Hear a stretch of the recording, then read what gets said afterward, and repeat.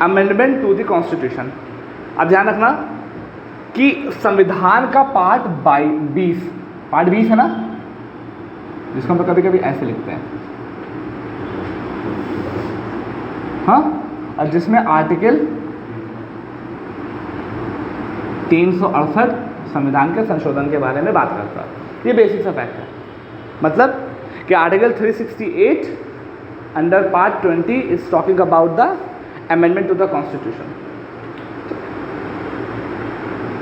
अब कुछ basic fact जो कि संविधान में संशोधन के रिस्पेक्ट में ज़रूरी हैं वो हम लोग जान लेंगे, और फिर उसके बाद सारे मैकेनिज्म की which is absolute majority, which is effective majority, which is all then member, कौन से सिंपल मेजॉरिटी है, सारी मेजॉरिटी को देखेंगे।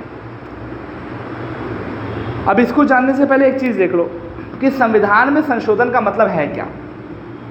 जैसे ये है आपका कॉन्स्टिट्यूशन, इसके अंतर्गत बहुत सारी चीज़ें लिखी गई हैं, लाइक कौन सा आर्टिकल है, कौन सा भाग है, कौन सा शेड्यूल है। तो इसमें किसी भी चीज़ को ऐड करना, डिलीट करना, चेंज करना, हाँ, या चेंज करना सब्जेक्ट मैटर को चेंज, ये सब आपके संविधान संशोधन में आएगा। हो सकता है किसी चीज़ को हम ऐड कर दें, जैसे 301 हमने ऐड किया, 31 और 19 1F को हमने क्या किया, डिलीट किया, चेंज किया सब्जेक्ट मैटर को। आर्टिकल 45 का सब्जेक्ट मैटर क्या था, राइट टू एजुकेशन से रिलेटेड था, हमने उसको चेंज करके क्या कर दिया, उठा के कहाँ लिया है, आर्टिकल 21 से है। तो ये सब चीज़ें क्या है, संविधान का संशोधन। ये हो गया संविधान का संशोधन। अब संविधान के संशोधन की जो मेन पावर है वो किसके पास है, पार्लियामेंट के पास है only, not with state legislature. जल्दी आ जाओ, अभी कुछ नया नहीं पढ़ाया है भाई, ये पता है आपको, हाँ। तो संविधान में कोई चीज़ ऐड करना, कोई चीज़ डिलीट करना या कोई भी चीज़ चेंज करना, ये संविधान का संशोधन कहलाएगा। और संविधान में संशोधन करने की जो पावर है वो सिर्फ किसके पास है, पार्लियामेंट के पास है, स्टेट लेजिस्लेचर के पास नहीं है। ये सिंपल सा रूल है। पहला फैक्ट हो गया। उसके बाद दूसरा फैक्ट, ये आपका हो गया पहला फैक्ट, ये हो गया दूसरा फैक्ट। दूसरा फैक्ट ये कहता है कि पार्लियामेंट करेगा तो ये बिल कहाँ पर इंट्रोड्यूस होगा, ये लोकसभा में भी हो सकता है, राज्यसभा में भी हो सकता है, ठीक, लोकसभा में भी हो सकता है। अगर एक संविधान का बिल हमको संविधान में संशोधन करना है तो जाहिर सी बात है एक बिल की तरीके से होगा। बिल का मतलब समझते हो, बिल एक्ट कैसे बनता, हाँ, ये बात तो सबको समझ में आ रही ना। लोकसभा में आता है, फिर राज्यसभा में आता है, फिर प्रेसिडेंट की असेंट मिलती। तो संविधान संशोधन भी एक तरीके का पहले बिल होगा, वो पहले या तो लोकसभा में आएगा, उसके बाद कहाँ जाएगा, राज्यसभा में जाएगा, उसके बाद प्रेसिडेंट की असेंट उसके बाद उसको मिलती है, उसके बाद वो क्या बन जाता है, एक्ट। अब ध्यान से देखो तीसरा पॉइंट क्या है, इसका मतलब है कहीं पर भी आ सकता है, लोकसभा में भी आ सकता है, राज्यसभा में आ सकता है। अगर लोकसभा में आएगा तो पहली कंडीशन देखो, अगर लोकसभा में आएगा तो बिल कहाँ जाएगा, उसके बाद राज्यसभा, उसके बाद प्रेसिडेंट की असेंट बन जाएगी। दूसरा केस क्या होगा, अगर राज्यसभा में आया है तो कहाँ जाएगा, लोकसभा, देन प्रेसिडेंट की असेंट बन जाएगी, ठीक। यही बस दो कंडीशन। एक कंडीशन और भी है, वो अभी हम आपको बाद में बताएंगे, क्योंकि जब हम मेजॉरिटी बताएंगे तब उसमें आपको बताएंगे। तीसरी कंडीशन उसमें दिया। अब इसके बाद यहाँ की तीसरी मेन कंडीशन क्या है, इसको इंट्रोड्यूस कौन करेगा,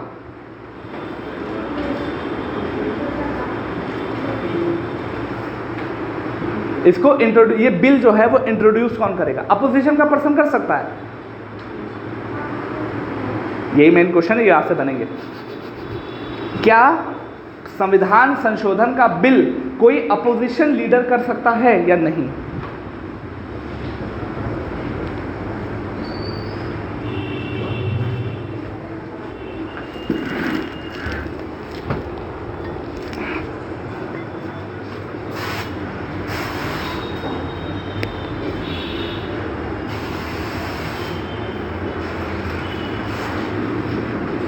खुशबू करेंगे, हाँ चलो, कोई अपोजिशन का लीडर कर सकता? हाँ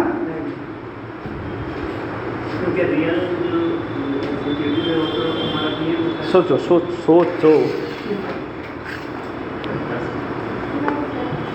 नहीं अब अभी मैं खुद बताऊंगा आप लोगों को। देखो मैं जो लिख रहा हूँ उसके बाद आप लोग फिर से इसका आंसर देना। देखो इसको पार्लियामेंट में जो इंट्रोड्यूस करने की पावर है वो किसके पास है?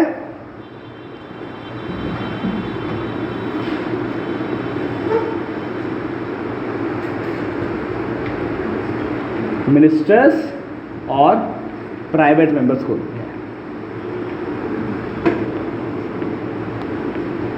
इट मीन्स कि अगर कोई बिल है, संविधान में संशोधन करना है, तो उसके लिए एक बिल आएगा लोकसभा में या राज्यसभा में, है ना?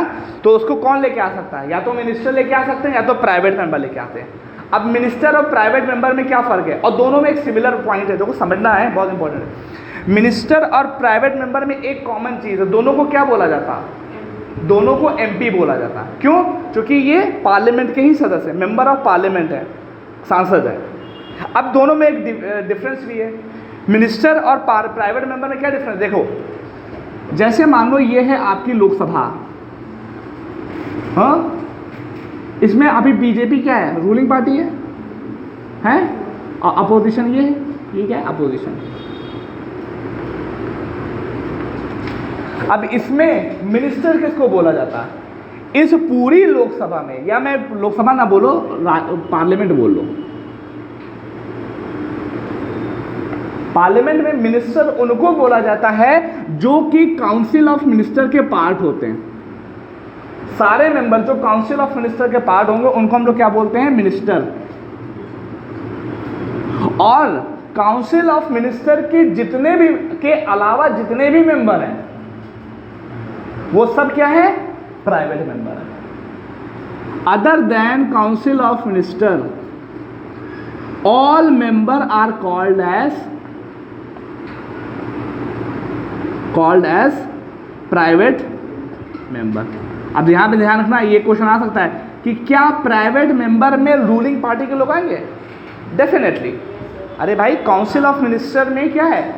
सिर्फ और सिर्फ जो सरकार में मिनिस्टर्स की पोस्ट है वो काउंसिल ऑफ मिनिस्टर में आ गए। अब बीजेपी में इतने समय कितने लोग हैं? 350 से ज़्यादा लोग हैं। और काउंसिल ऑफ मिनिस्टर की मैक्सिमम स्ट्रेंथ कितनी है? टोटल स्ट्रेंथ का 15%, तो 70-75 लोग हैं काउंसिल ऑफ मिनिस्टर में। तो बाकी के 200, पौने 200, 300 लोग कहाँ गए? वो सब क्या है? प्राइवेट मेंबर हैं। तो इट मीन कि जो आपका कॉन्स्टिट्यूशनल अमेंडमेंट बिल है वो मिनिस्टर्स भी लेके आएंगे और प्राइवेट मेंबर भी ला सकते हैं। अब प्राइवेट मेंबर में अपोजिशन वाले मेंबर भी आते हैं। बात समझने की कोशिश करना, रूलिंग पार्टी के मेंबर भी हैं और अपोजिशन वाले भी हैं इसमें अंतर्गत। बात समझ में आ गई या नहीं? चल में क्लियर है? नहीं होगी तो हमसे बात कर सकते हैं आप लोग। आगे बढ़े। अब मानो देखो, अब इसी के बाद चौथा पॉइंट इसी के आगे वाला है। चौथा पॉइंट ये इसी के आगे है। मान लो एक बिल लोकसभा में इंट्रोड्यूस हुआ, उसके बाद कहाँ जाएगा? यहाँ से पास होगा, राज्यसभा में जाएगा। अब राज्यसभा अड़ गई, या नहीं पास कराएंगे, या नहीं पास करेंगे, या नहीं पास हुआ। तो आप लोग को पता है कि इसके पीछे रूल होते हैं, लोकसभा, फिर राज्यसभा, फिर प्रेसिडेंट, फिर वापस। तो ये बहुत सारे रूल हैं। अगर लोकसभा ने कोई बिल पास किया, राज्यसभा में फंस गया, तो नॉर्मल बिल में क्या होता है? उसके बाद ज्वाइंट सिटिंग हो जाती है। यहाँ पर ज्वाइंट सिटिंग का कोई कॉन्सेप्ट नहीं है। कॉन्स्टिट्यूशन असेंबली में ज्वाइंट सिटिंग का कॉन्सेप्ट नहीं है, ये बात ध्यान रखिएगा।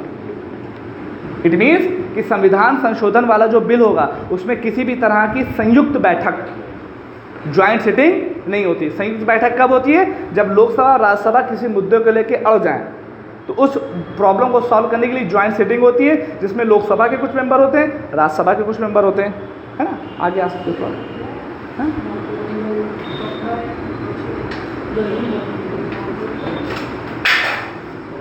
तोड़ जैसा।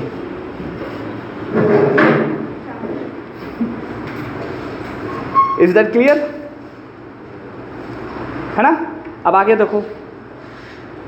अब देखो ये चीज कंडीशन हो गई।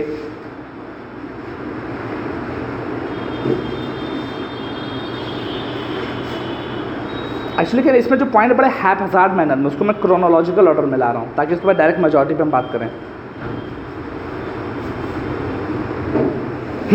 इसके बाद पांचवा इंपॉर्टेंट पॉइंट ध्यान से देखना, यहीं पे लिखे दे रहा हूँ पांचवा पॉइंट।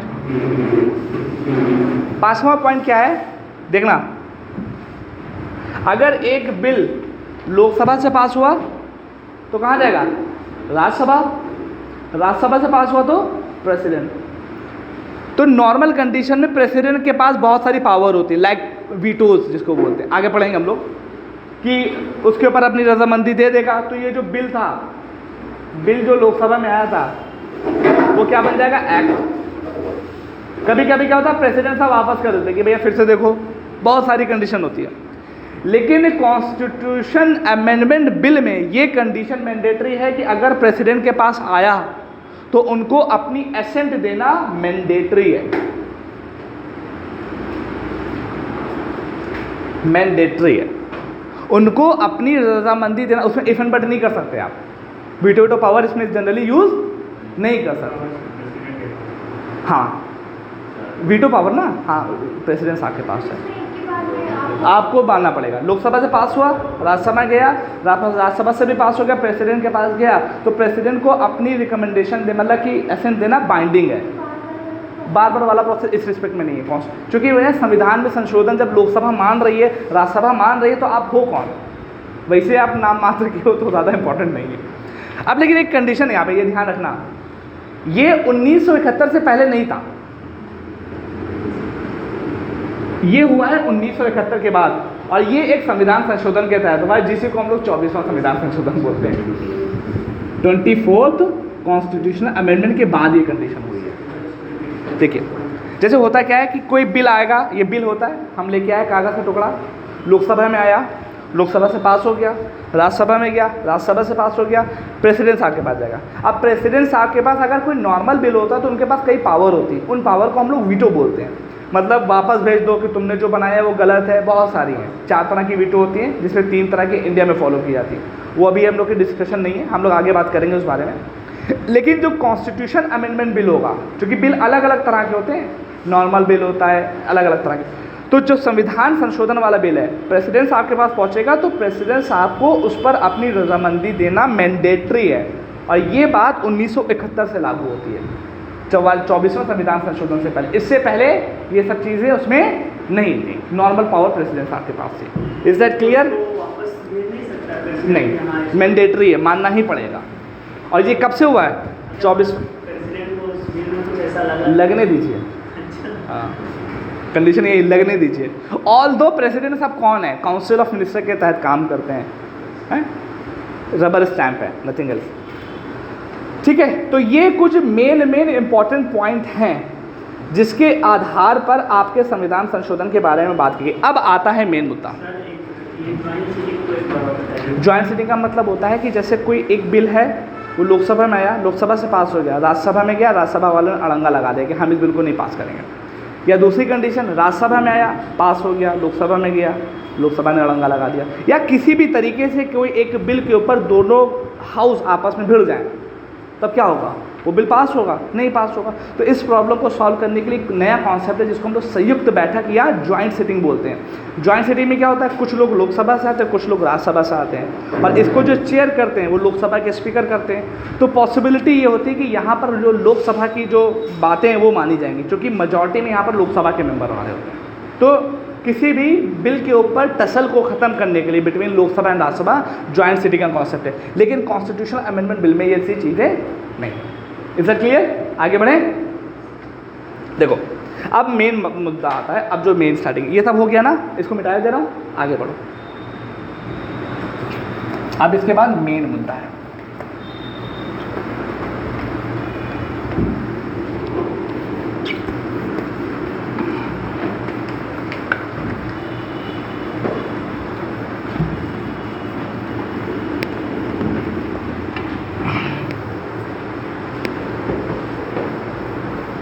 देखो बहुत इंपॉर्टेंट चीज़ है। अब यहाँ पर ये पता चलेगा, देख बहुत ध्यान से देखना। तो अब हम लोग क्या बात कर रहे थे कि संविधान में संशोधन का कैसे प्रोसीजर होता है, क्या क्या रूल्स एंड रेगुलेशन है। अब हम ये देखेंगे कि एग्जैक्टली संविधान में जो संशोधन अंडर आर्टिकल 368 होता है वो एग्जैक्टली है क्या। तो जो अमेंडमेंट टू द कॉन्स्टिट्यूशन है वो ध्यान रखना किस आर्टिकल के तहत है, आर्टिकल 368 के तहत। और इसके तहत दो तरीके से संविधान में संशोधन किया जाता है, दो तरीके से। पहला तरीका है स्पेशल मेजॉरिटी,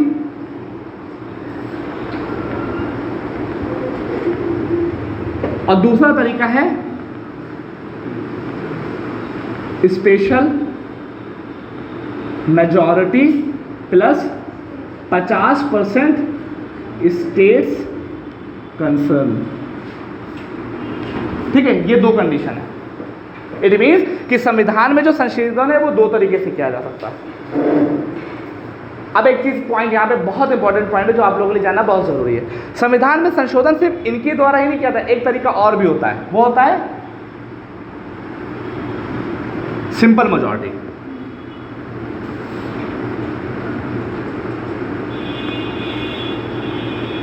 सिंपल मेजॉरिटी। लेकिन ध्यान रखना कि संविधान में जो संशोधन होता है वो सिर्फ इन्हीं दो तरीकों से माना जाता है। ये वाला संशोधन हो जाएगा लेकिन माना नहीं जाता उसको। जैसे आपने पढ़ा होगा 100वां संविधान संशोधन, 101वां, 102वां, 103वां, 104वां और 105वां, और इससे पहले के जितने 100 थे, ये सब जो संविधान संशोधन हुए या तो आर्टिकल 368 के तहत ये वाली मेजॉरिटी से हुए होंगे या तो ये वाली मेजॉरिटी से होंगे। इसके जरिए से किसी को भी नहीं माना जाता। अभी क्या इसका मतलब क्या है, ध्यान से देखना कि संविधान के कुछ प्रोविजन ऐसे हैं कि जिसके लिए कुछ ज़्यादा हम लोगों को ज़रूरत नहीं है इफ एंड बट करने की। क्या तरीके, जैसे मान लो कि एक स्टेट है, एग्जाम्पल देखो, अगर एक स्टेट है उसकी बाउंड्री चेंज करनी है, हाँ, एक स्टेट की बाउंड्री चेंज करनी है तो कौन करता है, पार्लियामेंट ही करेगी। ठीक है, तो पार्लियामेंट क्या करती है, कहती है कि ये जो सपोज है, मान लो ये एक ऐसा स्टेट है, अब हम इसकी बाउंड्री चेंज करके ऐसा करने जा रहे हैं, मतलब ये जो ऊपर वाला हिस्सा था इसको ख़त्म कर देंगे, तो क्या होगा, पार्लियामेंट चेंज करेगी। तो जब पार्लियामेंट चेंज करेगी तो आप देखो, जब ये स्टेट पहले होगा तो कहाँ पे लिखा होगा, संविधान में ही तो लिखा होगा। संविधान के किस भाग में लिखा होगा राकेश, इस राज्य किस भाग में लिखे गए हैं, पार्ट 1 में लिखे गए होंगे, है ना। और पार्ट 1 में क्या है, पार्ट 1 का आर्टिकल 1 क्या कहता है कि भारत और उसके राज्य क्षेत्र के बारे में बताता है, हाँ, तो वो सब चीज़ें वहाँ पर लिखी होंगी। तो अब देखो पहले क्या लिखा था ये, अब हम उसमें संविधान में ही तो चेंज कर रहे हैं, तो अब हम बना के ये लिख देंगे उसमें, तो संविधान में संशोधन हुआ। लेकिन इसको संविधान का संशोधन एज सच लिखित तौर पर नहीं माना, होता है लेकिन माना नहीं जाता। तो संविधान में संशोधन मेनली दो तरीकों से माना जाता है जो कि आर्टिकल 368 के अंतर्गत माने जाते हैं। इस तरीके से बहुत सारे हैं जिसके तहत संविधान का संशोधन, जैसे बाउंड्री चेंज करना हो गया, इसी तरीके से जैसे प्यूनी जजेस होते हैं, प्यूनी जजेस, इनके नंबर, प्यूनी जजेस क्या होते हैं, जैसे सुप्रीम कोर्ट है तो उसमें chief justice of India main है और उनके अलावा जो छोटे जजेस हैं उनको प्यूनी जजेस बोलते हैं। अब मान लो 20 जजेस थे, अब हमने 25 कर दिया, तो प्यूनी जजेस की नंबर बढ़ाए तो ये सिंपल मेजॉरिटी से हो जाएगा। इसके लिए कोई हमें इफ एंड बट करने की जरूरत नहीं है। इसी तरीके से एक स्टेट में लेजिस्लेटिव काउंसिल है, विधान परिषद थी, खत्म करनी है सिंपल मेजॉरिटी से, विधानसभा विधान परिषद इंक्लूड करनी है सिंपल मेजॉरिटी से। इसी तरीके से एक पूरी लिस्ट है जो आप लोग देखोगे और आपके बुक में भी मेंशन है, मैं एक बार करके बोले दे रहा हूँ। जैसे कि किसी एक नए स्टेट को ऐड करना हो, सिंपल मेजॉरिटी से हो जाएगा। एक नया स्टेट बनाना हो, बाउंड्री को काटना पीटना हो, ये सब सिंपल मेजॉरिटी से हो जाएगा।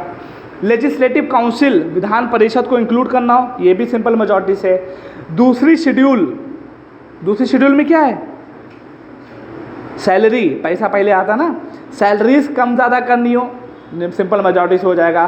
पार्लियामेंट का कोरम चेंज करना हो, अभी कोरम कितना है पार्लियामेंट का, अभी पार्लियामेंट का कोरम कितना है, हाँ, परसेंटेज कितना है, कोरम ऑफ पार्लियामेंट 10% बच्चों, 10% कोरम है ना, कि टोटल कोरम क्या होता है, what is quorum, Quorum is a minimum number which is necessary, absolutely necessary to conduct the business of any house. Quorum लोगों का मिनिमम वो नंबर है कि जिनका होना ज़रूरी है। अगर उतने मेंबर मिनिमम नहीं होंगे तो उस दिन सदन की कार्रवाई नहीं चलती।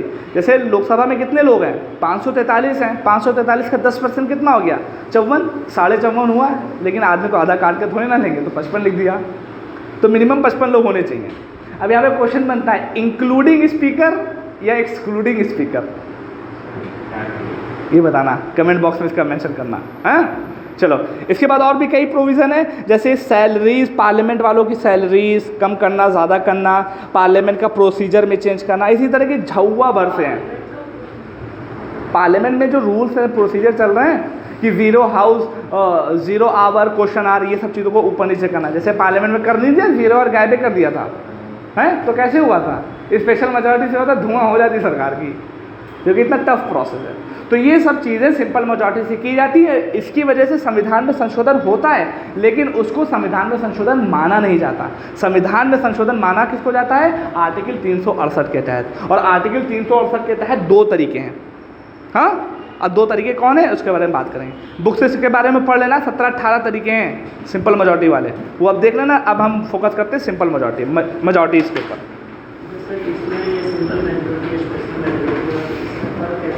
अभी बता रहा हूँ, अभी मैंने कुछ बताया नहीं, मैं सिर्फ क्राइटेरिया बताया। अब मैं एक्सप्लेन करने जा रहा हूँ कि मेजॉरिटी का मतलब क्या होता है।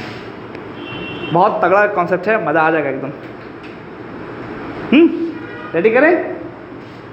अब देखो, अब यहाँ पे वर्ड यूज हो रहा है मेजॉरिटी। अब यही मेन खेल है। What is majority? What is simple majority? What is special majority? और व्हाट इज दिस वाली मेजॉरिटी? ठीक है, तो एक एक करके देखते हैं। तो सबसे पहले देख लेते हैं सिंपल मेजॉरिटी का मतलब क्या है।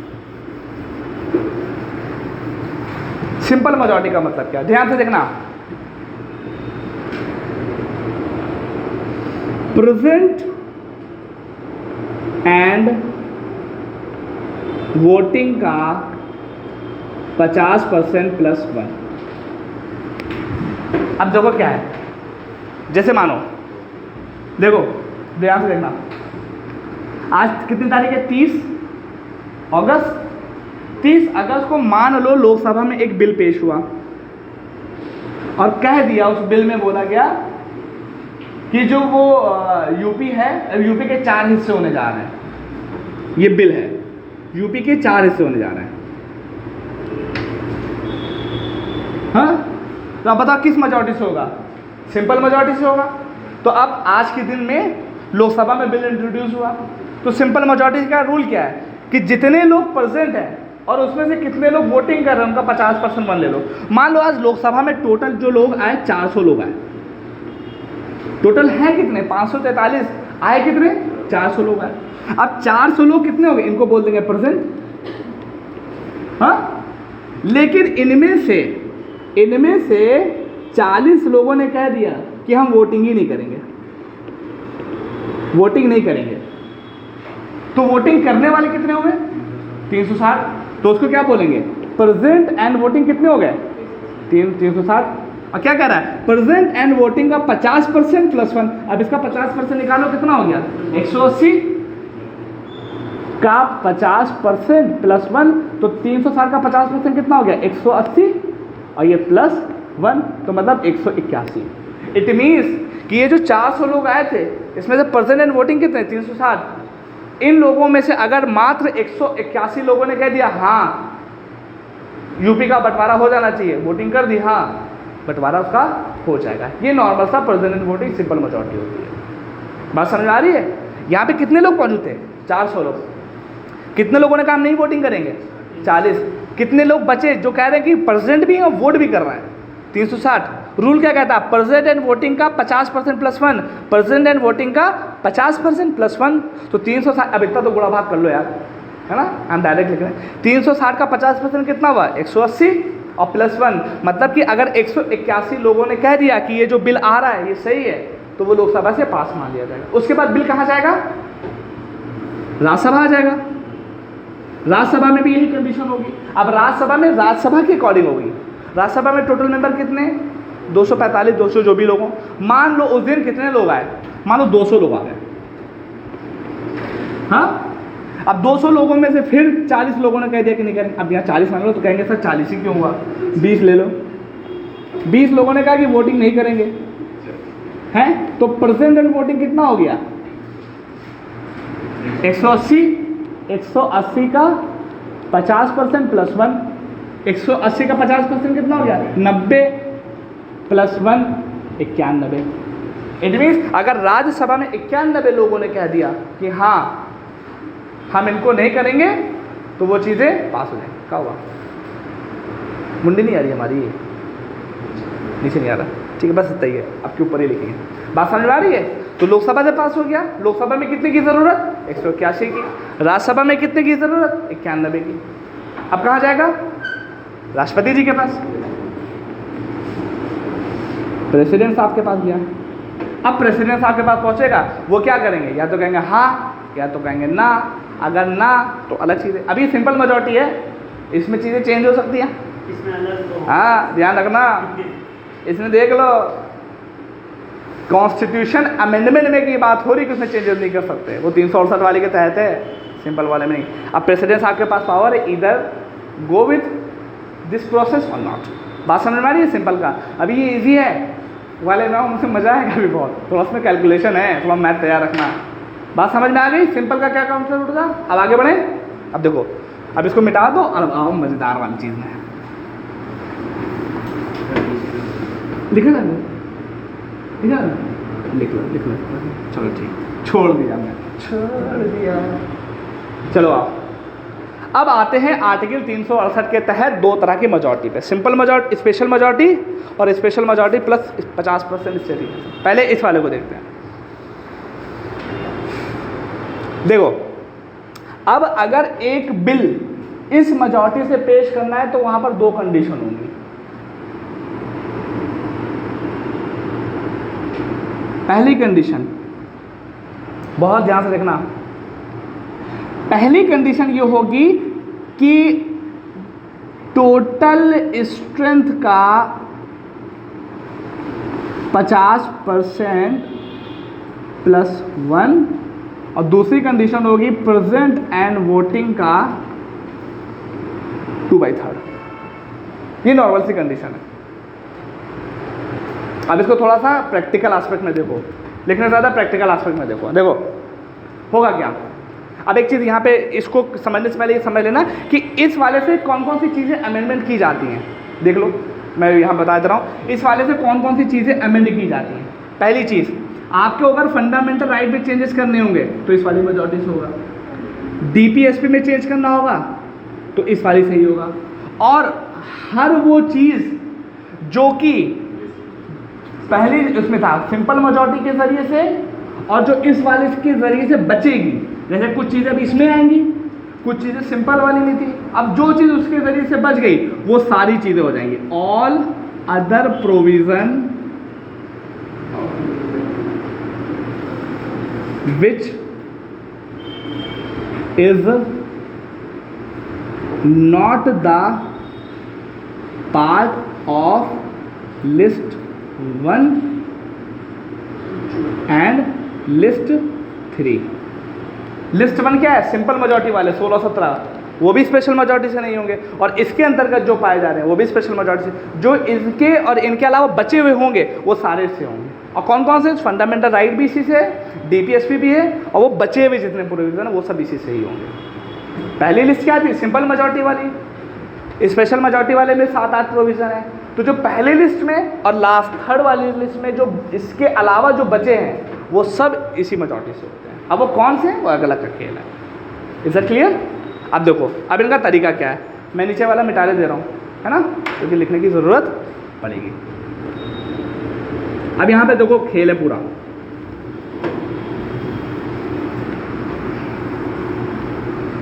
बस ये समझ जाओगे चीज़ें क्लियर हो जाएंगी। देखो होता क्या है, अब मान लो कि कोई एक फंडामेंटल राइट है उसको चेंज करना। अब इसको पूरा सारे प्रोविज़न इसी से कनेक्ट कर लो। सपोज दैट कि मुझे एक फंडामेंटल राइट को चेंज करना है, तो फंडामेंटल राइट को चेंज करने के लिए बिल कौन लाएगा, कोई भी ला सकता है, चाहे मिनिस्टर ला सकता है, चाहे प्राइवेट मेंबर ला सकता है ना, कोई भी ला सकता है। कहाँ लाएगा, कहीं पर भी, लोकसभा में या राज्यसभा में। मान लो लोकसभा में कोई पर्सन लाया कि हम अब एक फंडामेंटल राइट को चेंज करने जा रहे हैं, तो लोकसभा में लाया, तो लोकसभा में वो बिल कैसे पास होगा? मेजॉरिटी से। किस मेजॉरिटी से? स्पेशल मेजॉरिटी से। अब स्पेशल मेजॉरिटी से पास करने के लिए दो कंडीशन है। अब ये दो कंडीशन क्या है, बस इसी को समझ लो। पहली कंडीशन क्या है? टोटल स्ट्रेंथ का 50% प्लस 1। यहाँ पे टोटल स्ट्रेंथ कितनी है? 543। अभी कितनी है टोटल? देखो अब कुछ कैलकुलेशन है, बहुत ध्यान से रखना। टोटल स्ट्रेंथ अभी लोकसभा की कितनी है? 543। इसका 50% का 50% प्लस 1, हाँ, तो इसका अप्रॉक्सीमेटली 271.5 समथिंग आएगा और प्लस 1, तो 272 कर देते हैं इसको। अब ध्यान रखो, मैं वही पे आ रहा हूँ, नेक्स्ट वहीं आ रहा हूँ। अब 543 टोटल स्ट्रेंथ है। हो सकता है कोई मर गया हो, किसी की सीट वैकेंट हो, तो चाहे जो कुछ हो जाए, जब हम बोलते हैं टोटल स्ट्रेंथ तो उसमें वैकेंट सब आ जाते हैं, चाहे सीट खाली हो। जैसे 543 सीट हैं अभी लोकसभा में, तो हो सकता है 3-4 सीटें उसमें खाली हों, बाई इलेक्शन हो रहा हो, सीटें भरी हुई ना हो। जैसे 543 टोटल सीट हैं, हो सकता है कि 540 उसमें लोग हों, लेकिन जो 3 सीटें हैं वो खाली पड़ी हों, कोई मर गया हो, कहीं पे कुछ कोई भी दिक्कत हो गई हो, 3 सीटें खाली हों। लेकिन इस वाली कंडीशन में सबको इंक्लूड करेंगे, ये वाले को इंक्लूड करेंगे, चाहे खाली हो चाहे जुड़ी हुई हो। वो दो हट नहीं गया इंग्रेडिएंट्स। अभी की मैं कंडीशन बता रहा हूँ, इंग्रेडिएंट्स को हटा दिया गया ना लोकसभा से, तो 543 अब तक है ना। Numbers not matter, calculation concepts matter, ठीक है। तो 540 टोटल स्ट्रेंथ का कितना हो गया? 50% प्लस 1, तो टोटल कितना आ गई? 272। मतलब इसकी पहली कंडीशन क्या है कि 272 फुलफिल होना चाहिए। अभी कैसे होगा ये मत ध्यान दो, मान लो पहली कंडीशन ये। दूसरी कंडीशन क्या है कि प्रेजेंट एंड वोटिंग का 2/3। तो मान लो कि उस दिन लोग आए 400, हाँ, सेम कंडीशन देखो, 400 लोगों में से 40 लोगों ने बोला कि हम भैया वोटिंग नहीं करेंगे, तो प्रेजेंट एंड वोटिंग कितना हो गया? 360। और 360 का क्या बोला गया? 2/3। 2/3 निकालो कितना होगा 360 का? जल्दी से करो, जल्दी करो। 360 का 2/3 निकालो, बब्बो करो संदीप।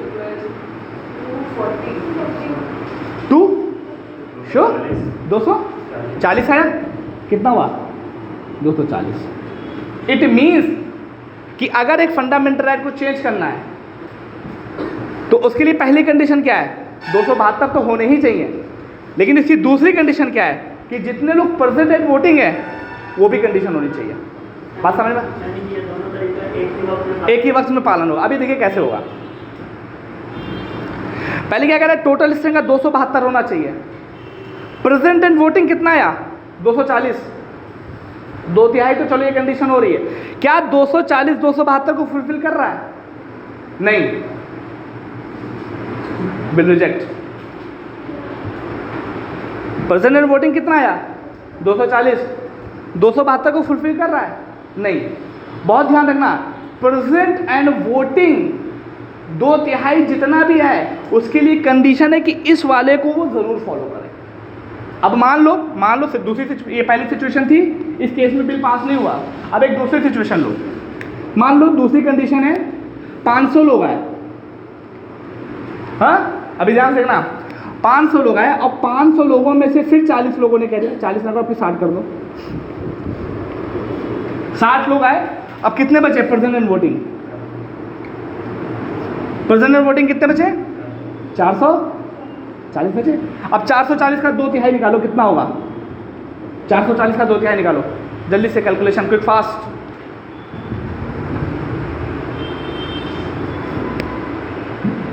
अभी देखे रहो, अभी देखे रहो।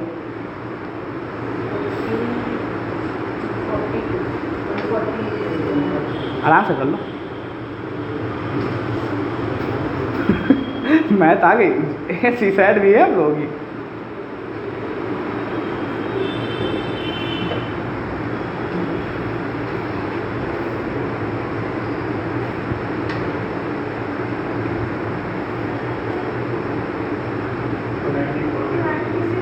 टू 294 ना, 294 है, कितना आया? 294। अब यहाँ पे एक कंडीशन देखो, ये हमें टोटल नंबर चाहिए 294 और दूसरी कंडीशन क्या है 272। अब बताओ ये जो 500 लोग हैं, अब इस समय मेजॉरिटी किसकी है? बीजेपी की।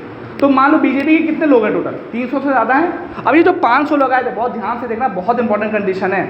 ये जो 500 लोग थे, इसमें बीजेपी के 350 तो पहुँच ही जाएंगे। तो 350 क्या करेंगे? 350 मान लो नहीं पहुँचे, 300 लोग पहुँचे। तो अगर ये जो यस वाले हैं, जब वो यस बोलें तो ये वाली कंडीशन भी फॉलो हो और साथ ही साथ ये वाली कंडीशन भी फॉलो होनी चाहिए यस बोलने पे। तो 272 वाली इजीएस्ट में हो जाएगी। अभी क्या कंडीशन 294 यस वाले में फॉलो हो गई। तो अगर यस बोलने वाले इस वाली कंडीशन को भी फॉलो करें और इस वाली दोनों कंडीशन को साइमल्टेनियसली फॉलो करें, तभी ये आपकी स्पेशल मेजॉरिटी से चीज़ें कंप्लीट पाई जाएंगी। बात समझ में आ रही है? दोनों कंडीशन साइमल्टेनियसली। देख रहे हो डिफिकल्टी? इजी प्रोसेस नहीं, ऊपर वाले में भी इजी नहीं था। अपोजिशन ज़्यादा आती है, उससे सब आ जाते हैं सारे। मैं एक हाइपोथेटिकल बता रहा हूँ कि जब अब क्या होगा, देखो क्या होगा। 500 लोग हैं, अब देखो सपोज कर लो 500 लोग में क्या कंडीशन होगी? अपोजिशन के होंगे और कुछ लोग रूलिंग पार्टी के होंगे। हाँ, यही तो कंडीशन होगी। तो अब मान लो कि अपोजिशन पार्टी वाले आए 300 लोग और रूलिंग पार्टी वाले अपोजिशन पार्टी वाले आए 200 लोग और रूलिंग पार्टी वाले आ गए 300 लोग। और 300 में सब 40 लोगों ने बाहर भाग भी लिया है, 40 लोग बाहर भी भाग गए हैं। तो कौन भागेगा? अपोजिशन ही वाले कहीं ना कहीं भागेंगे, रूलिंग वाली पार्टी भागेंगे तो एंटी डिफेक्शन लॉ नहीं लग जाएगा जनरली। लेकिन ऐसा चीज़ नहीं है। तो मान लो 300 लोग रूलिंग वाले हैं। अब 300 लोग अगर यस यस पे वोट कर देंगे, ये वाली कंडीशन फॉलो हुई, ये वाली कंडीशन फॉलो हुई, दोनों हो गई, बिल अमेंड कर दिया जाएगा। अब अगर मान लो कि इन 300 में से मान लो कंडीशन उल्टी हो गई कि रूलिंग पार्टी के 275 लोग आए, पहली कंडीशन तो फॉलो हो गई, दूसरी हो रही है नहीं, होगा बिल फॉलो? नहीं होगा। इस वजह से जिस दिन स्पेशल मेजॉरिटी से बिल पास होता, सब कह दे मर रहे हो, आखिरी सांस ले लो, आके पहुंच जाओ, वोट कर देना खाली। तो डिपेंड करता है उस दिन आ कितने लोग रहे हैं। जितने ज़्यादा लोग आएंगे कंपटीशन टफ हो जाएगा। अगर मान लो यहाँ पे 543 सब पहुँच जाएं, तब ये थोड़ा डिफिकल्टी और लेवल बढ़ जाएगा। बात समझ में आ रहा है? तो डिपेंड करता है, इसी वजह से बोलते हैं। अब यहाँ पर जीत किसकी होगी? जनरली जो पार्टी मेजॉरिटी में होगी। जितनी ज़्यादा मेजॉरिटी में होगी उतना पॉसिबिलिटी स्पेशल मेजॉरिटी से पास होने की बिल को है। बात समझ में आ रही है? तो दोनों कंडीशन साइमल्टेनियसली फॉलो होनी चाहिए। हाँ, बात समझ में आ रही है? एक बार और बोलूँ, एक बार और पूरे नए एग्जाम्पल के साथ। हाँ देखो, तो मतलब ये है कि अलग अलग मतलब एक साथ सिंक्रोनाइजेशन नहीं है। हाँ, मतलब दोनों अलग अलग कंडीशन अपने अपने फॉलो होनी चाहिए, दोनों अलग अलग होनी चाहिए। अगर हम कैलकुलेट कर रहे हैं, हमें एक्सप्लेन करना है, तो हम ये बोलेंगे ना कि पहले ये होना चाहिए फिर दूसरे में ये होना चाहिए। नो, अपने में देखो, इसको ऐसे समझो कि अगर एक फंडामेंटल राइट को हमको पास कराना है, हाँ, तो लोकसभा में बिल आया, तो लोकसभा में दो कंडीशन होनी चाहिए। पहली कंडीशन तो फिक्स है, टोटल स्ट्रेंथ का 50%, मतलब 272 तो होनी ही चाहिए। और दूसरी कंडीशन क्या है? टोटल स्ट्रेंथ का 50% प्लस 1, सॉरी 2/3, तो टोटल मतलब कि प्रेजेंट एंड वोटिंग का 2/3 है। अब मान लो उस दिन कितने लोग आए? 500 लोग आए। अब डिपेंड करता है उस दिन लोग कितने आए। मान लो 500 लोग आए, हाँ। अब 500 लोगों में से 40 लोगों ने कह दिया हम वोटिंग ही नहीं करेंगे, कितने बचे? 460 बचे। दूसरी कंडीशन क्या कहते हैं? इनका प्रेजेंट एंड वोटिंग 2/3 निकालो, कितना निकलेगा? जो भी हो निकालो जल्दी से, 2/3 निकालो इनका। आज मैथ हो जाएगी, कर दिया, वेरी गुड, वेरी गुड। देखो मैथ आएगी आप लोगों की, मत पीछे भागो। हैं 306? हाँ भैया यूट्यूब पे जा रहा, गलत नहीं होना चाहिए, कर लेंगे, श्रेया ने बताया था मैंने। 306 है ना। अब देखो दोनों कंडीशन फॉलो होनी चाहिए। देखो अब देखो बहुत इंपॉर्टेंट, देखो अभी यहाँ पर ये जो लोग 460 लोग वोट कर रहे हैं, ये दो कंडीशन पे हैं। दो तरह के लोग हैं इसमें एक है अपोजिशन, एक है रूलिंग। हाँ, अब मान लो रूलिंग वाले सब भर गए, बीजेपी ने कहा अगर कोई नहीं आया तो अगली बार उसको टिकट नहीं देंगे, तो सारे 350 लोग रूलिंग वाले ही आ गए इसमें सब। मान लो रूलिंग वाले 350 से, बाकी कितने बचे अपोजिशन वाले जो भी बचे। अब 350 ने कहा हाँ हाँ हाँ हाँ हाँ, 306 भी फुलफिल हो गई, 272 भी फुलफिल हो गई, बिल पास। लेकिन मान लो एक कंडीशन आ रही कि 460 आए लेकिन रूलिंग पार्टी के मेंबर कम है, रूलिंग पार्टी के मेंबर है ही नहीं, एकदम कम है। जैसे मान लो कि रूलिंग पार्टी के 275 लोग पहुंचे, तो होगा क्या, रूलिंग पार्टी वाले चाहे सारे वोट कर दें, एक कंडीशन तो फॉलो हो जाएगी 272 वाली, दूसरी वाली होगी नहीं, बिल फेल। एक कंडीशन और हो सकती है कि जिस दिन बिल आ रहा हो उस दिन 460 ही लोग ना आए। मान लो जैसे मान लो कोई दिन एक स्पेशल मेजॉरिटी का बिल है, कोरोना फैला है, बिल लाना जरूरी है मान लो, तो एक पहली कंडीशन क्या 272, मान लो उस दिन टोटल स्ट्रेंथ ही आई 250 की, तो इस वाली की हमको ज़रूरत पड़ेगी, ज़रूरत ही नहीं पड़ेगी, क्योंकि ऑलरेडी 272 ही पहले कंप्लीट नहीं हो रहा है, तो दूसरी वाली की हमें ज़रूरत क्या पड़ेगी। बात समझ में आ रही है। तो दोनों कंडीशन साइमल्टेनियसली फॉलो होनी चाहिए। और ये दूसरी वाली कंडीशन क्यों रखी गई है, ताकि थोड़ा अमेंडमेंट के प्रोसेस को टफ बनाया जा सके। इज दैट क्लियर, आगे बढ़ें। और इस मेजॉरिटी के तहत कौन कौन सी चीज़ें अमेंड की जाती है, फंडामेंटल राइट, डीपीएसपी, और बाकी बचे हुए वो प्रोविजन जो कि लिस्ट 1 में नहीं आते। लिस्ट 1 क्या है, सिंपल मेजॉरिटी वाली लिस्ट, और लिस्ट 3 क्या है, स्पेशल मेजॉरिटी वाली लिस्ट। ये जो तीसरी नंबर की कंडीशन, अभी हम लोग इसके बाद पढ़ेंगे। उसका हमें 2/3 निकालना है, 50% 1 निकाल, नो 2/3, जो मैं बोल रहा हूँ 2/3 का मतलब 2/3 इतनी नहीं, हाँ नहीं जरा टोटल स्ट्रेंथ होगी 500 मान लीजिए, हाँ हाँ, तो 500 का 50% प्लस 1 निकाल के फिर उसका 2/3 फिर देखो, फिर उसका इसमें ऐसे नहीं मत लीजिए। अभी क्या होगा, जैसे मान लीजिए लोकसभा लगी, अब इसके कंडीशन लीजिए, एक बिल को थोड़ा मैं बोल रहा हूँ, देखिए लोकसभा लगी, 400 लोग आए, ठीक है, तो अब उसमें अगर एक स्पेशल मेजॉरिटी से बिल पास होना तो दो कंडीशन फॉलो होनी चाहिए। दो कंडीशन क्या है, टोटल स्ट्रेंथ का 50% प्लस 1 और प्रेजेंट एंड वोटिंग का 2/3, ये दो कंडीशन होंगी। अब जो ऑफिस में होंगे, सेक्रेटरीट में होंगे, वो तुरंत कैलकुलेशन करके बता देंगे, जैसे हम कैलकुलेशन अभी कर रहे हैं, वो तुरंत कैलकुलेशन करके बता देंगे कि आज के दिन बिल अगर कोई पास होगा तो किस आधार पर पास होगा, ये नंबर आने चाहिए। वो नंबर कैसे निकालेंगे, जो अभी हम लोग कैलकुलेशन कर रहे हैं वो कैलकुलेशन निकाल के दे देंगे। अब उस दिन वोटिंग होगी, वोटिंग में कुछ अलग थोड़ी ना था कि स्पेशल मेजॉरिटी वोटिंग अलग है, कैलकुलेशन अलग होती है। सिंपल में सिंपल कैलकुलेशन होती है, इसमें थोड़ा सा अलग कैलकुलेशन होती है। वोटिंग हो गई, 400 लोग थे, 40 लोग बाहर चले गए, 360 लोगों ने वोट दिया, कुछ लोगों ने अपोजिशन में दिया, कुछ लोगों ने सपोर्ट में दिया। अब क्या होगा, ऑफिस में देखा जाएगा, उस वोट को देखा जाएगा, क्या कंडीशन फॉलो हो रही है, अगर हो रही है पास हो जाएगा, नहीं हो रही है बिल रिजेक्ट हो गया। सिंपल। जैसे पार्टी में रखते थे उसका तो पहले वाले का पता ही चल जाता बस देखा, हाँ, अगर उससे कम हुए तब तो हो ही गई नहीं, खत्म। अब मान लो 271 भी हो तब भी नहीं होगा, क्योंकि भैया 272 वाली कंडीशन ही नहीं हो रही, तो दूसरी वाली तो बहुत दूर की बात है। तो मतलब कि उस दिन, और जनरली उस दिन पब्लिक आ जाती है। हाँ, बात समझ में आ रही है, क्लियर, आगे बढ़े। नेक्स्ट, अब आती है आर्टिकल 368 के अंतर्गत तीसरा वाला प्रोसेस। आर्टिकल 368 के तहत दूसरा वाला प्रोसेस, लेकिन टोटल मेजॉरिटी में तीसरा वाला प्रोसेस, तीसरी लिस्ट। अब इसमें क्या कंडीशन है, कुछ ऐसे फीचर, ध्यान रखना, ऐसे फीचर जो कि फेडरल कैरेक्टर को शो करते हो। कंडीशन क्या है, ऐसे फीचर जो कि फेडरल कैरेक्टर को शो करते हो। फेडरल कैरेक्टर का मतलब संघीय ढांचे को शो करते हो। ऐसे कैरेक्टर जो संघीय ढांचे को शो करते हो, ठीक, उनमें अगर अमेंडमेंट करना है, संविधान के ऐसे पॉइंट जो कि संघीय ढांचे को शो करते हों और उसमें अगर अमेंडमेंट करना हो, तब हम लोगों को इससे टफ वाली मेजॉरिटी फॉलो करनी पड़ती है। अब वो क्या है मैं बता रहा हूँ। अब पहले वो मुद्दे दिख ले कौन कौन से एज पर योर कॉन्स्टिट्यूशन, उसके बाद हम उसका तरीका भी देखेंगे। तो उससे कुछ मुद्दे हैं, नियरली 8 मुद्दे हैं, देख लो। नंबर 1 लिखो, प्रेसिडेंट साहब का इलेक्शन ऑफ प्रेसिडेंट, जल्दी करो, election of president, executive power of union and state, executive power of union and state, जल्दी लिखो, अगर नहीं भी लिखोगे बुक में ये मेंशन है, आराम से लिख सकते हो, मैं बोले दे रहा हूँ। यूनियन एंड स्टेट, तीसरा है supreme court and high court,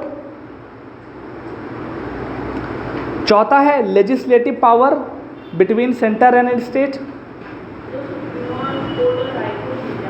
मतलब सुप्रीम और हाई कोर्ट में कुछ चेंजेस करने हो, जैसे कि किस तरीके से चीफ जस्टिस ऑफ इंडिया का अपॉइंटमेंट होगा, जैसा कि एनजेएससी में किया था तो क्या हुआ था, तो किस तरह का बिल फॉलो किया था, यही वाला स्पेशल मेजॉरिटी प्लस 50% स्टेट की कंसर्न। सारे नहीं ना, सारे थोड़ी करते हैं। अभी आप मैंने क्या बोला, नंबर ऑफ प्यूनी जजेस, नंबर ऑफ प्यूनी जजेस वो स्पेसिफिकली लिस्ट 1 में मेंशन है, लेकिन उसके अलावा क्या प्रोसीजर होगा, कैसे फॉलो किया जाएगा, फाया होगा, सारे नहीं, ऑब्वियस बात है सारे नहीं, सारे होंगे तो हम उसमें क्यों देखते हैं, लेकिन जो मेजॉरिटी ऐसे फेडरल कैरेक्टर वाले, ठीक है। नेक्स्ट पॉइंट है legislative power between union and state. Legislative power between union and state. पांचवा है 7th शेड्यूल, पांचवा है 7th शेड्यूल। छठा है representation of states in parliament. पांचवा था 7th शेड्यूल मतलब 7वीं अनुसूची, और छठा है representation of states in parliament, ठीक। 7वां है जीएसटी काउंसिल, ये भी आपकी बुक में नया ऐड हुआ है, आर्टिकल 279A इसको बोलते हैं, ठीक है। और 8वां है आर्टिकल 368 इटसेल्फ, ये अच्छा पॉइंट है, इटसेल्फ का मतलब खुद ही, आर्टिकल 368 के बारे में बात हो रही है, वो खुद ही को इसी आर्टिकल से सेव कर ले रहा है। तो ध्यान से देखो, ये जितने भी हैं ये फेडरल कैरेक्टर। अच्छा एक चीज़ बताओ, ये कैसे पता चलेगा कि एक फीचर फेडरल कैरेक्टर है या यूनिटरी कैरेक्टर है? हाँ, 2 चीज़ें, वेरी गुड। और हाँ, और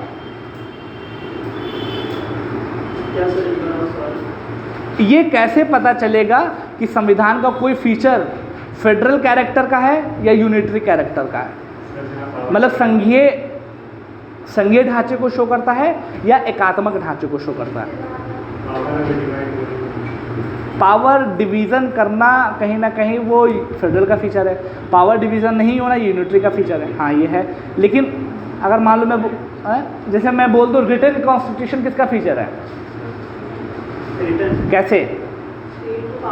बस ऐसे कोई भी प्रोविज़न जिससे स्टेट पावरफुल हो रही हो वो आपका फेडरल फीचर होता है, और ऐसे कोई भी प्रोविज़न जिससे सेंट्रल पावरफुल हो रही है वो यूनिटरी का फीचर होता है। ये पहले मैं बता चुका हूँ, बस एक रिवाइज करवा रहा था।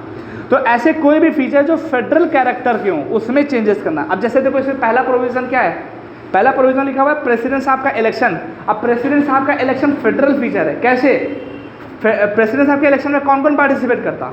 पार्लियामेंट और स्टेट लेजिस्लेचर वाले भी करते हैं। अगर नहीं समझ में आ रहा तो वीडियो हमारी वाली देख लेना कैसे क्या है, ठीक। फेडरल फीचर हो गया, सेंटर स्टेट दोनों है। दूसरा क्या लिखा हुआ है? Executive power union and state, centre और स्टेट की अपने आप बात हो गई, फेडरल का फीचर है। तीसरा जैसे एग्जीक्यूटिव पावर क्या है? एग्जीक्यूटिव पावर कार्यपालिका, जैसे कभी भी यूनियन ने कोई कानून बनाया तो उसको लागू करने की पावर किसके पास होती है? यूनियन एग्जीक्यूटिव के पास होती है। स्टेट लेजिस्लेचर ने कोई कानून बनाया उसको एग्जीक्यूट करने की पावर किसके पास होती है? स्टेट एग्जीक्यूटिव के पास होती है। नॉर्मल सा है, लेकिन जैसे अब चेंज होगा कि स्टेट की एग्जीक्यूटिव पावर को वो छीन के अपने पास लिया है, स्टेट की ऑटोनॉमी में हर्टल कर रहे हो ना, तो क्या होगा? फेडरल फीचर आ गया, फेडरल फीचर को चेंज करना है, इस वाले मेजॉरिटी से होगा। इसी तरीके से चौथा पॉइंट क्या था कि यूनियन और स्टेट की लेजिस्लेटिव पावर में कानून बनाए। इसका मतलब क्या है? कानून बनाने की कोई पावर स्टेट के पास थी, कुछ यूनियन के पास है, उसमें कुछ चेंज कर रहे हो, स्टेट की ऑटोनॉमी में हर्ट कर रहे हो। हाँ, स्टेट पावरफुल थी उसको कम कर रहे हो, इस वाले से अमेंडमेंट किया जाएगा। क्योंकि बहुत सारी लेजिस्लेटिव पावर 7 शेड्यूल में मेंशन नहीं है, ज़रूरी थोड़ी ना कि 7 शेड्यूल में सारी चीज़ें मेंशन हो। Is that clear? बहुत सारी चीज़ें 7 शेड्यूल के बाहर भी लिखी। चीज़ आपने जो बताई है हाँ, चीज़ें हाँ। इसके अलावा नहीं होंगी। ऐसी कोई भी चीज़ें जो फेडरल कैरेक्टर की हैं, जैसे अगर मैं बोल दूँ रिटन कॉन्स्टिट्यूशन फेडरल कैरेक्टर का है, इसको चेंज करके हम कहते हैं कि अब हमारा रिटन कॉन्स्टिट्यूशन नहीं है, तो अगर रिटन कॉन्स्टिट्यूशन हटा के संविधान को ख़त्म करके क्या होगा, रिटन कॉन्स्टिट्यूशन का मतलब क्या है, हमने कंपाइल करके एक जगह रख दी है, अब हम कहते हैं कि रिटन कॉन्स्टिट्यूशन हमारा नहीं है, मतलब कि सारे पेज फाड़ें, मिजान सर की किताब बना दें। हाँ, मिजान सर ने यही किया है, हमारा यूनियन एंड स्टेट को एक बुक किताब वो बाइफरकेट किया, अब लक्ष्मीकांत इतनी भारी कौन लेके जाए, तो उन्होंने जो पार्ट है ना कॉन्स्टिट्यूशन सबको अलग अलग कर लिया है। तो वो इसका मतलब क्या है, ये है रिटन कॉन्स्टिट्यूशन, वो है अनरिटन कॉन्स्टिट्यूशन। तो अगर हम इस वाली फॉर्म से उस वाली फॉर्म में आएंगे तो हमको इस वाली मेजॉरिटी की ज़रूरत पड़ेगी। बात समझने की कोशिश करो। तो पॉइंट ये है कि फेडरल कैरेक्टर के कोई भी फीचर होंगे कि जिसको हमें चेंज करना होगा तो हमें इस वाली मेजॉरिटी की ज़रूरत पड़ेगी। इसमें क्या है, सब कुछ सेम है, स्पेशल मेजॉरिटी ही है, लेकिन 50% स्टेट की कंसर्न है। अब ध्यान रखना, 50% का मतलब जितने भी स्टेट हैं उनका आधा परसेंट, 28 स्टेट हैं, 14 स्टेट अगर बोल देंगे कि हाँ हम आपकी बात से राज़ी हैं तो बात मान ली जाएगी। अब 14% बोलेंगे हम आपकी बात से राज़ी हैं, इसका मतलब क्या है, अपने यहाँ वो इसी बिल को सिंपल मेजॉरिटी से पास करें, और कितने टाइम ड्यूरेशन में। जैसे एक बिल लोकसभा में आया, जैसे मान लो सुप्रीम कोर्ट और हाई कोर्ट की एनजेएससी बिल है कि आप सुप्रीम कोर्ट के और हाई कोर्ट के जजेस का अपॉइंटमेंट है, उसमें सेंट्रल गवर्नमेंट का भी रोल है। ये एक बिल है, लोकसभा से पास हो गया, राज्यसभा से पास हो जाएगा, उसके बाद कहाँ जाएगा, नहीं, अगर इस तरह का बिल है तो वो जाएगा स्टेट के पास और सारे स्टेट को भेजा जाएगा, हाँ भेज दिया जाएगा। अब उनसे बोला जाएगा आप बताओ आप इस पर क्या कहते हो, तो वो कैसे बताएंगे, अपने यहाँ जो स्टेट लेजिस्लेचर है उनके यहाँ, वहाँ पर वो इसी बिल के ऊपर सिंपल मेजॉरिटी से वोटिंग करेंगे। अगर सिंपल मेजॉरिटी से वो वोटिंग करके पास करा दिया तो बिल पास माना जाएगा, अगर नहीं पास कराया इसका मतलब वो नहीं मान रहे हैं। तो बोला ये जाता है कि 50% स्टेट अगर इस तरह मान गए तो आपका बिल पास माना जाएगा, अगर 50% नहीं माने तो नहीं माना जाएगा। अब क्वेश्चन ये है कि कितने दिनों के भीतर उन्हें अपनी ये राय सेंटर को बता देनी पड़ती है।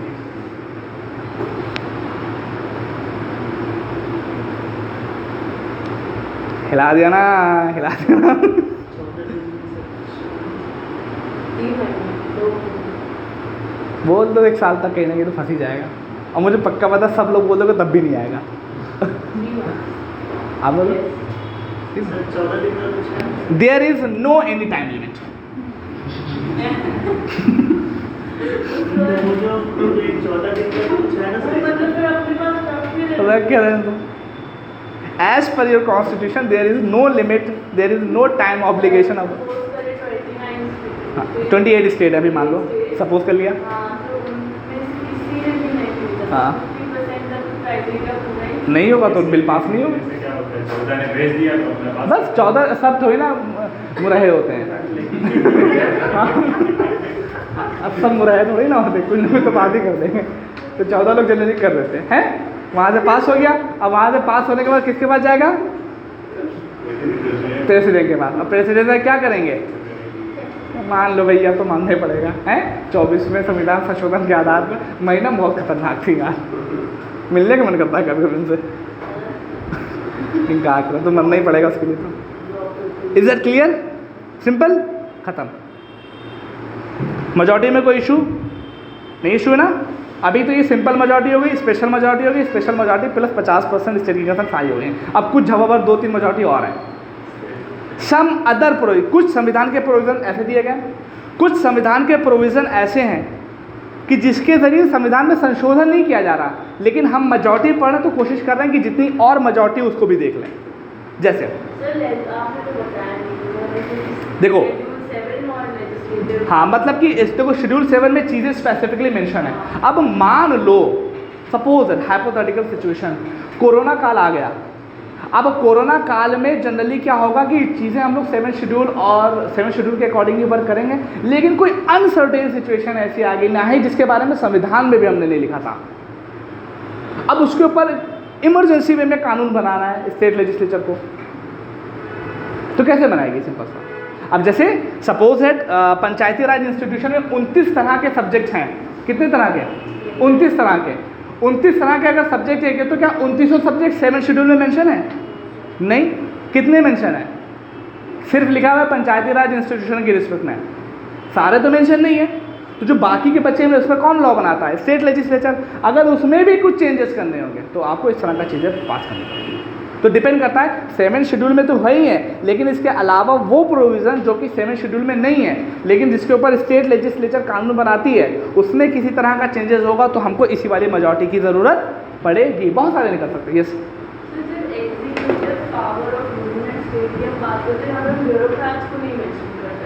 नहीं, ब्यूरोक्रेट एग्जीक्यूटिव का मतलब होता है परमानेंट एंड टेम्परेरी, दोनों तरीके से किया जाएगा। अब जैसे अभी आपने देखा होगा डिटेंशन, वो कौन सी वो है, डेपुटेशन केस हुआ था। सेंट्रल डेपुटेशन किस रिस्पेक्ट में? एडमिनिस्ट्रेटिव वाले में। परमानेंट एग्जीक्यूटिव पे हो रहा है ना प्रोसेस, बवाल है। तो एग्जीक्यूटिव में इन्होंने बोला एग्जीक्यूटिव, तो वो टेम्परेरी एग्जीक्यूटिव भी है, परमानेंट। और एक चीज़ और भी है, अभी जब हम लोग पढ़ेंगे सेंटर स्टेट के रिलेशन, तो सेंटर और स्टेट के रिलेशन कई तरह से होते हैं। एक होता है इकोनॉमिक रिलेशन, एक होता है एडमिनिस्ट्रेटिव, एक होता है एग्जीक्यूटिव रिलेशन। तो एग्जीक्यूटिव रिलेशन में स्पेसिफिकली मेंशन है कि ये वाली पावर के ऊपर कानून कौन बनाएगा और इसको लागू कौन करेगा। जैसे कुछ सेंट्रल लॉ होते हैं, उसको लागू कौन करता है? स्टेट एग्जीक्यूटिव कर रही होती है। अब रजामंदी लेके, तो अब यहाँ पे एक प्रोसीजर है कि सेंट्रल लॉ बनाए, उसको एग्जीक्यूट स्टेट एग्जीक्यूटिव कर रही है। तो एक प्रोसीजर है कि ये इस प्रोसीजर को फॉलो करके लेंगे। अब अगर उस प्रोसेस में कुछ चेंजेस करना हो, अभी किसकी रिस्पेक्ट में है? ये पढ़ा है नहीं पढ़ा है? नहीं पढ़ा। देखो क्या रूल होता है जनरली, क्या होता है कि सेंट्रल लेजिस्लेचर है या यूनियन लेजिस्लेचर है, उसने कानून बनाया, उसको लागू कौन करेगा? Union executive. स्टेट लेजिस्लेचर है, इसको लागू कौन करेगा? State executive. क्या ये हमेशा सेम यही रहता? नहीं, कभी कभी क्या होता है कि सेंट्रल कानून जो बनाए गए हैं उनको लागू करने के लिए हमें स्टेट एग्जीक्यूटिव की ज़रूरत पड़ती है। तो जब स्टेट एग्जीक्यूटिव की ज़रूरत पड़ती है तो एक प्रोसेस को पहले फॉलो किया जाता है, उस प्रोसेस के बाद वो उनको ये अथॉरिटी मिलती है। अब यहाँ पे क्या हुआ, स्टेट एग्जीक्यूटिव अगर इसमें चेंज करना पड़ जाए, परमानेंट एग्जीक्यूटिव वाला इसमें आ जाएगा। बात समझ में आ रही है? इसके बाद आपने वो नहीं पढ़ना, अभी हम पढ़ाएंगे, सब चीज़ें पढ़ाएंगे तभी आपको दिखाएं। और इसी तरीके से और चीज़ें को, स्टेट लेजिस्लेचर ने कोई कानून बनाया, उसको काम करने के लिए सेंट्रल एग्जीक्यूटिव की ज़रूरत पड़ रही है। अगर यूपी की विधानसभा ने कोई कानून बनाया लेकिन उसको एग्जीक्यूट करने के लिए हमें सेंट्रल एग्जीक्यूटिव की ज़रूरत पड़ रही है तो भी किया जा सकता है, लेकिन इसमें भी एक रूल प्रोसीजर फॉलो किया जाता है कि वहाँ के जो गवर्नर साहब होंगे ये कुछ रजामंदी लेंगे, फला फला बहुत सारी है। तो ये प्रोसीजर है किस चीज़ से रिलेटेड है? सेंट्रल एग्जीक्यूटिव, ये वाला प्रोसेस स्टेट एग्जीक्यूटिव, चेंजेस करना होगा एग्जीक्यूटिव में चेंज करना है, इस वाले से प्रोसेस होगा। Is that clear? इसमें क्या होता है कि इंक्रोचमेंट नहीं होनी चाहिए सेंट्रल गवर्नमेंट की स्टेट में, स्टेट की जो ऑटोनॉमी वो मेंटेन रहे, स्टेट पावरफुल रहे। बात समझ में आ गई? आगे बढ़े। तो ये मेजॉरिटी का खेल था। इसके अलावा इन तरीक़ों से अमेंडमेंट किया जाता। अब इसमें जो सबसे इंपॉर्टेंट चीज़ थी मेजॉरिटी। अब ये मेजॉरिटी कुछ और भी तरीके की, लेकिन उससे संविधान संशोधन नहीं होता है। उसके तहत कुछ चीज़ें हम लोग अपॉइंट करते हैं या किसी को किसी की पोस्ट से हटाते हैं। तो अभी हम क्या पढ़ेंगे? Some other majority which is relevant for some different aspect. Heading रहेगी नेक्स्ट, इसको मिटाने दे रहा हूं।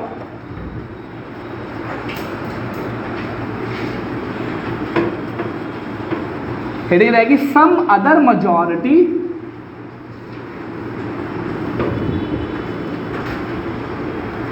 सम अदर मेजॉरिटी बता लो खाली, और कुछ ना डालो। हेडिंग रहेगी सम अदर मेजॉरिटी, है ना। सम अदर मेजॉरिटी में सबसे नंबर 1 पे रहेगी आपकी एब्सोल्यूट मेजॉरिटी, नंबर 2 पे रहेगी इफेक्टिव मेजॉरिटी, और तीसरे नंबर पे रहेगी स्पेशल मेजॉरिटी आर्टिकल 61 के आधार पर और आर्टिकल 249 के आधार पर। जल्दी से इसको बना लो।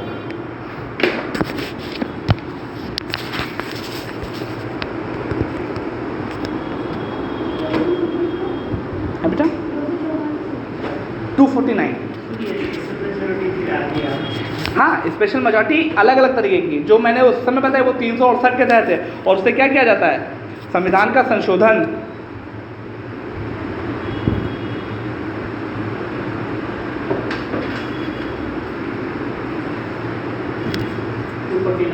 हाँ 249 जल्दी हो गया।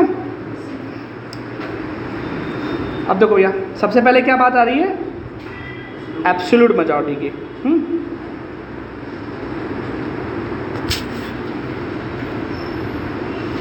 एब्सोल्यूट मेजॉरिटी का, एब्सोल्यूट मेजॉरिटी क्या है, ये शायद अभी हम लोग जान भी चुके हो तो आप लोग को ज़्यादा दिक्कत नहीं होगी। एब्सोल्यूट मेजॉरिटी का मतलब होता है, जो भी हम लोग वहाँ पे पढ़ रहे थे ना, स्पेशल मेजॉरिटी में पहली वाली कंडीशन, टोटल स्ट्रेंथ का 50% प्लस 1, टोटल स्ट्रेंथ का 50% प्लस 1। अब मान लो लोकसभा में भी टोटल स्ट्रेंथ कितनी है, एग्जाम्पल 543 है, तो इसका निकल के कितना आएगा, लगभग 272। यही तो आएगा। राज्यसभा का कितना हो जाएगा, अगर 245 है, जल्दी से निकालो, 245 का 50% प्लस 1, हाँ चेंज करो, मैं नंबर एग्जैक्ट ही बोल रहा हूँ, देख लो कितना है, चेंज हो गया तो अलग मैटर है। 244 मान लो, कितना है निकाल के बताओ जल्दी से। 1 2 3 122 का मतलब कितना हो गया, 244 है 123। इट मीन्स अब ये क्वेश्चन आता है कि एब्सोल्यूट मेजॉरिटी की जरूरत कहां पड़ती है। सोचो, एब्सोल्यूट मेजॉरिटी हम लोगों ने पढ़ी तो इसकी जरूरत कहां पे पड़ती है। जैसे अगर देखो एग्जाम्पल से क्या हो सकते हैं, ध्यान से ना, एग्जाम्पल से क्या हो सकते हैं, जब लोकसभा का इलेक्शन होता है तो लोकसभा में किस पार्टी को मेजॉरिटी मिली है। लेजिस्लेटिव असेंबली में जब इलेक्शन होता है किस पार्टी को मेजॉरिटी मिली है, किससे पता करते हैं, एब्सोल्यूट मेजॉरिटी से। जैसे अब लोकसभा के इलेक्शन में क्या है, 543 सीटों पे तो इलेक्शन होगा, उसमें कौन सी पार्टी जीत के आएगी, हम इसी वाली मेजॉरिटी से पूरा करते हैं। प्रेसिडेंट है, motion of thanks, motion of thanks ध्यान से रखना, मोशन ऑफ थैंक्स। जैसे अब मोशन ऑफ थैंक्स के में होता क्या है कि जब पहला सेशन होता है, ठीक, तो वहाँ पर राष्ट्रपति साहब आते हैं, गुणगान करते हैं, हाँ, कि भैया सरकार ने ये किया, सरकार ने ये किया, सरकार ने ये किया, और उस समय उनकी इस बातों को रखने के लिए एक बिल भी पेश किया जाता है। और अगर उसके ऊपर उनको ये वाली मेजॉरिटी नहीं मिली, एब्सोल्यूट मेजॉरिटी मतलब बहुमत नहीं मिला, तो उनकी सरकार गिर जाएगी। इसी तरीके से no confidence motion, no confidence motion में क्या है, सरकार को कॉन्फिडेंस है, क्यों, बिकॉज उसके पास एब्सोल्यूट मेजॉरिटी है। नहीं सोचता है, सरकार को कॉन्फिडेंस है, इसका मतलब क्या है, सरकार सत्ता में रह सकती है। बीजेपी की सरकार सत्ता में क्यों है, बिकॉज उसके पास एब्सोल्यूट मेजॉरिटी है, 272 से ज़्यादा सीटें हैं। उसके बाद नॉन कॉन्फिडेंस कब पास होगा, जब 272 से सीटें कम हो जाएं। बजट, बजट एक मनी बिल की तरीके से वर्क होता है। अब बजट में देखो क्या है, मतलब कहने का मतलब ये ऐसा समझ में आ रहा है, एब्सोल्यूट मेजॉरिटी का मतलब क्या है, टोटल स्ट्रेंथ। अब यहाँ रखना, टोटल स्ट्रेंथ में चाहे सीटें खाली हों चाहे सीटें भरी हों, सब ऐड किया जाता, हाँ, टोटल एब्सोल्यूट मेजॉरिटी में। अब इसके बाद आता है इफेक्टिव मेजॉरिटी। हाँ हाँ हाँ, तो एक शख्स ने ऐसा चाहे, मतलब सरकार ने उसने हाथ उठा दिया नो कॉन्फिडेंस को लेकर, तो कम हो गई। अटल बिहारी वाजपेयी ऐसे हारे थे, जैसे यहाँ अटल बिहारी वाजपेयी ऐसे तो हारे थे एक वोट से। पाकिस्तान में भी ऐसा था। अरे पाकिस्तान, हाँ एकदम, देखिए वहाँ का हम कॉन्स्टिट्यूशन पढ़े नहीं हैं, नहीं, लेकिन हाँ जनरली यही चीज़ हो सकती है। अब इफेक्टिव मेजॉरिटी क्या है, इफेक्टिव मेजॉरिटी में क्या कहते हैं, total strength minus vacant. Total strength, अब टोटल स्ट्रेंथ कितनी है लोकसभा की, 543। अब मान लो कि इसमें 3 खाली है, तो 543 माइनस 3 बराबर 540 का 50% प्लस 1, ये इफेक्टिव मेजॉरिटी होती है। क्या होती है ये? Effective majority.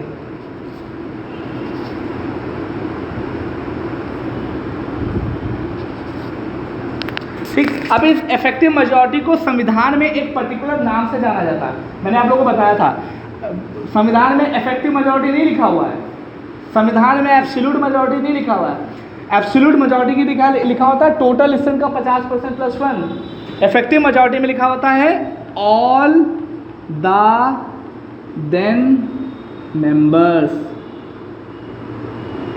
चाहे ऑल द देन मेंबर्स लिखा हो, चाहे आपका इफेक्टिव मेजॉरिटी लिखा हो, इसका मतलब यही होता है जो मैं यहाँ पर बक रहा हूँ। Is that clear? अब इसके ज़रिए से क्या क्या होता है, देखो हमारे जो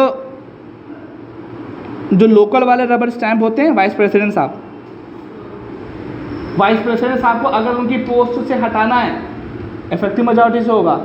इसी तरीके से स्पीकर साहब को हटाना हो, डिप्टी स्पीकर को हटाना हो, ये सब चीज़ें इसी के तहत की जाती हैं, इफेक्टिव मेजॉरिटी के तहत। रिमूवल ऑफ वाइस प्रेसिडेंट आगे आएगा टू आर्टिकल 61 में। हाँ, अभी तक तो दो ही चीज़ें लिख रही हैं। अब देखो भैया, इतना तो खंगाले रैंडसैकिंग नहीं किए बाबा साहब की, तो एक चीज़ देखिए, all the then member effective majority का दूसरा नाम है deputy speaker. Removal of speaker and removal of deputy speaker.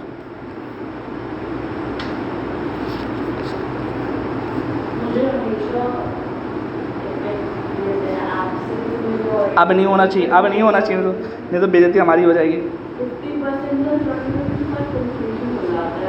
नहीं, इसको तो कॉन्शियस होकर करो, शायद नहीं होगा। अब उसके बाद बचता है स्पेशल मेजॉरिटी के दो केसेस, आर्टिकल 61 और आर्टिकल 249। आर्टिकल 61 है किस रिस्पेक्ट में? हाँ, एकदम दिया हुआ है, प्रेसिडेंट साहब के रिमूवल के बारे में, इसके बारे में बात की गई है। और 249 में हाँ, ये क्या था? कोई बात नहीं, देखो अब देखो आर्टिकल 61 इसमें क्या है? प्रेसिडेंट साहब का रिमूवल है, और प्रेसिडेंट साहब के रिमूवल को हम लोग क्या बोलते हैं? इम्पीचमेंट। अब ध्यान रखना, बहुत इंपॉर्टेंट चीज़ है, इनके स्टेटमेंट की क्या है? टोटल स्ट्रेंथ का 2/3। बहुत ध्यान से देखो, ये याद करने वाली चीज़ है, टोटल स्ट्रेंथ का 2/3। अब मैं टोटल स्ट्रेंथ बोल रहा हूँ तो इसका मतलब क्या है? 543 इन केस ऑफ लोकसभा और 244 इन केस ऑफ राज्यसभा। और ये जब भी कोई भी वीडियो देख रहा हो उस समय जो राज्यसभा की इफेक्टिव स्ट्रेंथ हो, है ना, स्ट्रेंथ हो, क्योंकि ये लोग अलग अलग समय पे देखेंगे, है ना, क्योंकि चेंज अभी हमारा।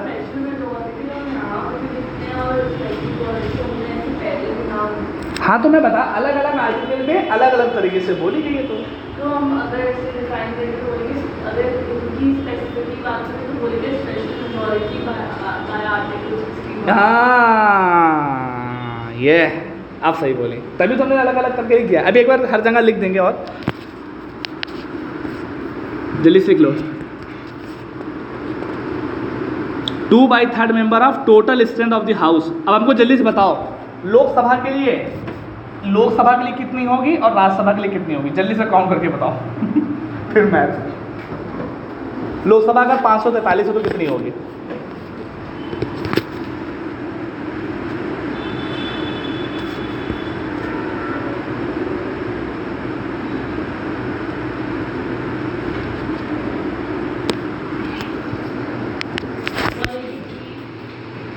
वन 183 फॉर 2/3 है टोटल स्ट्रेंथ। 364 या 361 क्या है? 366। देख लो भैया, ध्यान से देख लो, जो भी हो, कुछ भी दे सकते हैं, वो कुछ भी दे सकते हैं। बात समझ में आ गई? तो टोटल स्ट्रेंथ कितनी है? लोकसभा की टोटल स्ट्रेंथ कितनी है? अगर 543 मानो तो 543 गुणे 2/3 362 होना चाहिए। देख लो जितना भी है। राज्यसभा के लिए कितनी हो जाएगी, अगर 244 है तो इसी को मल्टीप्लाई कर देना अपने हिसाब से। Is that clear? अब इसके बाद आर्टिकल 61 हो गया। अब इसके बाद देख लो आर्टिकल 249। आर्टिकल 249 इसमें क्या है?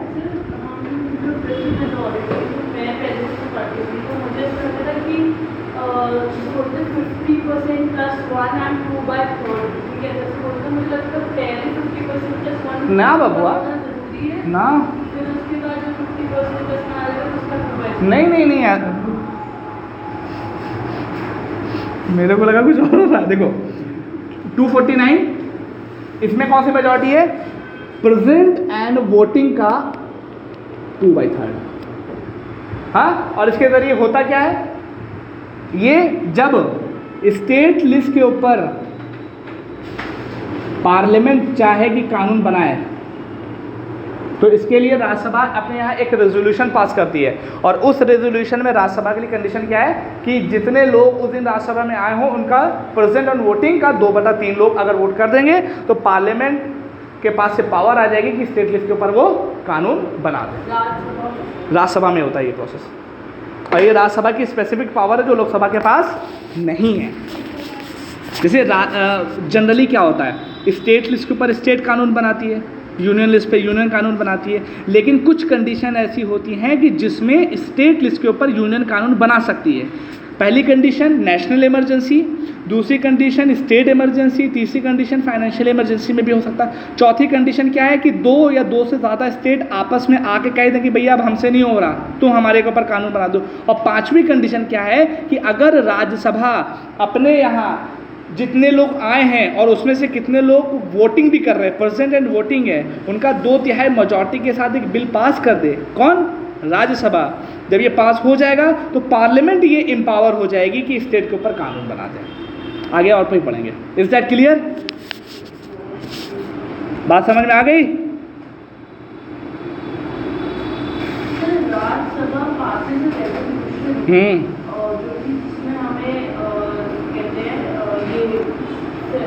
मेजॉरिटी चाहिए।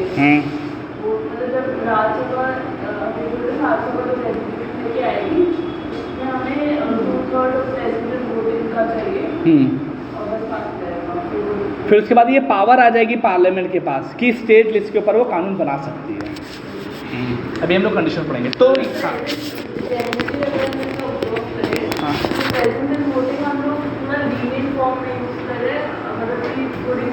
हाँ